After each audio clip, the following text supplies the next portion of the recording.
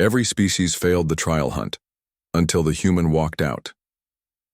Carrying the apex predator, the Galactic Council had overseen the trial hunt for 3 millennia, watching species after species enter the forbidden moon of HFY and emerge, either empty-handed or not at all. The ancient ritual had become less about proving worthiness and more about maintaining the cosmic order, a reminder that some challenges were simply insurmountable. High Counselor Vexthera adjusted her crystalline form as she observed the latest candidate through the viewing portal. The human stood barely 2 meters tall, lacking the reinforced exoskeleton of the Krillian warriors, the psychic amplifiers of the Zephyrian mindwalkers, or even the basic environmental adaptations that most spacefaring species possessed. Yet, here he was, requesting entry to face the devourer of HFY. "This is unprecedented," muttered Council Member Thorak, his chitinous plates clicking nervously. The human lacks any supernatural abilities. No enhanced strength, no telepathic powers, no natural weapons. The other candidates at least possessed some evolutionary advantage. The human, who had introduced himself simply as Marcus Chen, waited patiently in the preparation chamber. He wore standard-issue survival gear and carried only basic tools: a plasma rifle, emergency rations, a medical kit, and curiously, what appeared to be several primitive metal implements that the Universal Translator couldn't properly categorize. The Krillian death squad lasted 4 hours, Vexthera noted, reviewing the records. The Zephyrian Mindbreaker managed 6 before his psychic screams reached us. Even the legendary Vorthon Battlemaster, may his spirit rest in the void, barely survived 3 hours before retreating. The trial hunt was simple in concept, impossible in execution. Survive on HFY for 24 hours and return with proof of defeating its guardian, the Shadow Maw, an apex predator that had evolved in the moon's twisted ecosystem over millions of years. The creature stood 4 meters at the shoulder, possessed adaptive camouflage that rendered it nearly invisible, and could phase shift through solid matter. Its hunger was legendary, its intelligence disturbing, and its kill record perfect. "Permission to begin the trial," Marcus said through the communication array, his voice steady. Thorak's mandibles twitched. "Human, you understand that no being has ever succeeded? The Shadow Maw has killed representatives from 47 species. Perhaps you would prefer a different trial." "I understand the parameters," Marcus interrupted politely. "I'm ready." Against their better judgment, the Council activated the transport beam. HFY's surface was a nightmare of bioluminescent vegetation and predatory flora. The air itself seemed hungry, thick with spores that induced hallucinations in most species. Marcus sealed his environmental suit and began moving through the twisted landscape with surprising efficiency.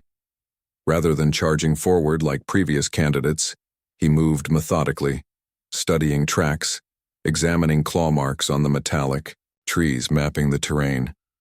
The Council watched in fascination as the human demonstrated behaviors none of them had expected. He didn't hunt the Shadow Maw, he studied it. He collected samples of its shed scales, analyzed its scat, traced its territorial markers. For 12 hours he simply observed, learning the creature's patterns with a patience that seemed almost supernatural to the watching aliens. "What is he doing?" Thorak whispered. The Krillians charged in with thermal cannons. The Zephyrians attempted to overwhelm it psychically. "This human is taking notes." Marcus had discovered something the previous candidates had missed. The Shadow Maw wasn't just a predator. It was intelligent enough to learn from each encounter. Every failed hunt had taught it new techniques, new weaknesses to exploit. It had been evolving its tactics for 3,000 years, fed a steady diet of the galaxy's finest warriors. But Marcus was doing something unprecedented. He wasn't trying to outmuscle or out-tech the creature. He was outthinking it. As night fell on HFY, the Shadow Maw began its hunt. The creature moved like liquid darkness, its form shifting between dimensions, approaching the human with predatory confidence. It had killed 47 times before. This would be no different. But Marcus wasn't where the creature expected. The human had spent hours studying the Shadow Maw's approach patterns and had positioned himself accordingly. As the creature materialized for its killing strike, it found not prey, but a carefully constructed trap. The primitive metal implements revealed their purpose. Not weapons, but components of a mechanical snare that the creature's phasing abilities couldn't bypass. The Shadowmaw found itself caught, not by superior firepower or psychic dominance, but by simple, elegant engineering and tactical patience. What happened next stunned the council into silence. Marcus didn't kill the creature. Instead, he began communicating with it, using a combination of mathematical concepts scratched into the ground and patience that bordered on the absurd. The Shadowmaw, faced with the first being in millennia who had outsmarted rather than challenged, it responded with curiosity rather than rage. 3 hours later, as Kethvar's twin suns began to rise, the transport beam activated to retrieve the human candidate. Marcus materialized in the council chamber, carrying not a trophy or proof of the creature's death, but the Shadowmaw itself, very much alive and apparently content to be carried like some exotic pet. The apex predator that had terrorized the galaxy's greatest warriors was draped across the human's shoulders like a peculiar scarf, occasionally nuzzling his neck with what could only be described as affection. "Trial complete," Marcus announced calmly. "Though I should mention he's quite friendly once you get to know him. I've named him Dave." The council chamber erupted in chaos. Alarms blared, security protocols activated, and 3 council members fainted outright. But the Shadowmaw, Dave, simply yawned and settled more comfortably around Marcus's shoulders. "You see," Marcus explained to the stupefied assembly, "every other species tried to defeat the Guardian. But the trial never specified that killing was required. It just said to return with proof of overcoming the challenge. Dave here represents the ultimate proof. The creature chose to come with me voluntarily." High Counselor Vexithera's crystalline form dimmed as she processed this revelation. In 3 millennia of trials, no one had considered befriending the apex predator.